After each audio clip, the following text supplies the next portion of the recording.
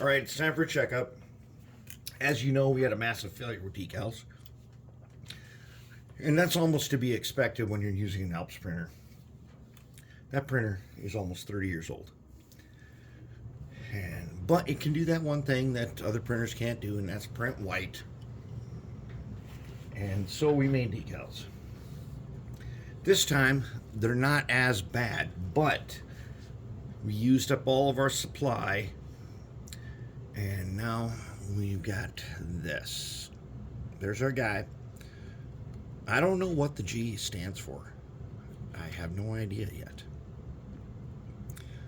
I don't know. We may or may not figure that out.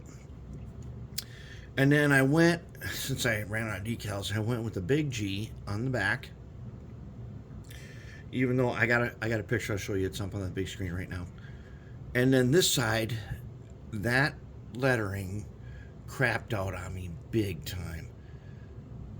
And there's nothing I could do about it. So what I did was I put some I don't know, some sewer paint on there as it's coming down, and that's gonna be close enough. We got one nice one where you can even see where it says Wrecking Crane A.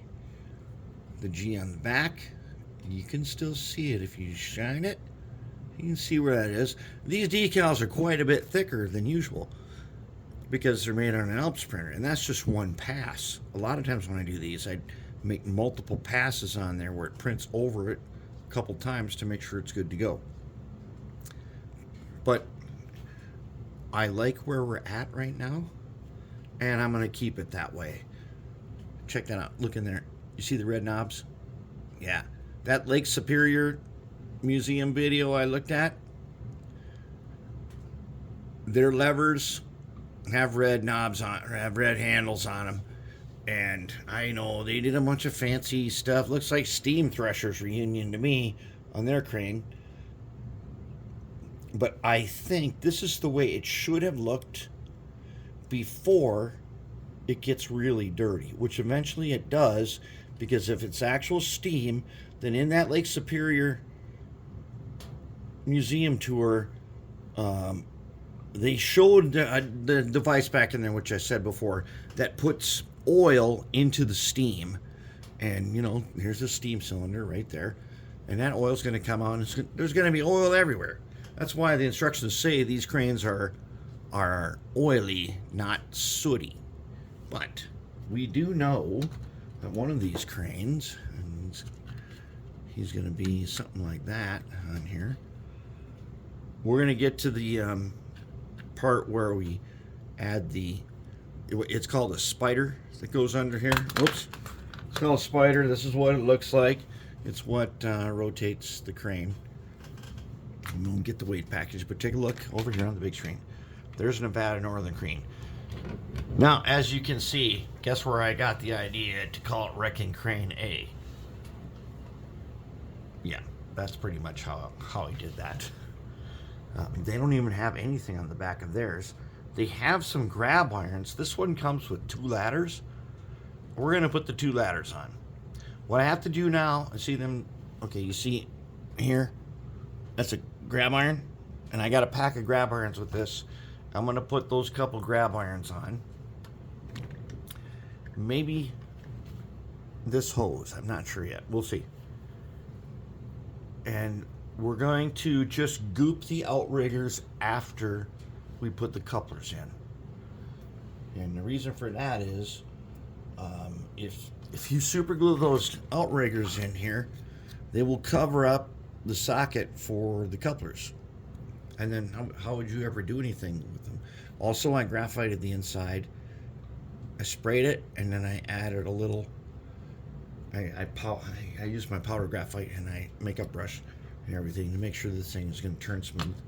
And we will get to this guy here.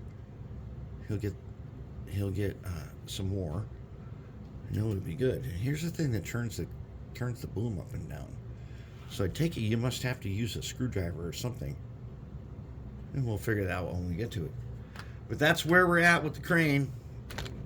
And I already like the way this thing is working out. Let's see if we can put them on there and then zoom in and get a good look at them. All right, there, we're zoomed in on the camera, and from right here, the lettering looks okay. They don't look so bad, and I got rid of a lot of the splatter from the top. I'm gonna do a little bit. I'm gonna do some graphite, but it's not supposed to be dry steel. It's supposed to be oily, so I'll figure out a way to make it oily.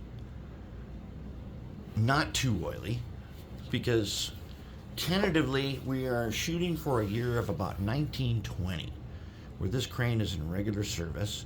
That way I have to use that battleship gondola for this project, and even though those came out in 1916, we're going to say it's been a couple years, and our story is going to be this could have been used by the river for barges, by a port somewhere, but considering that big gun, the battleship gun, is a Virginian, then I want to say that this crane is somewhere near a place where they might have loaded coal into barges.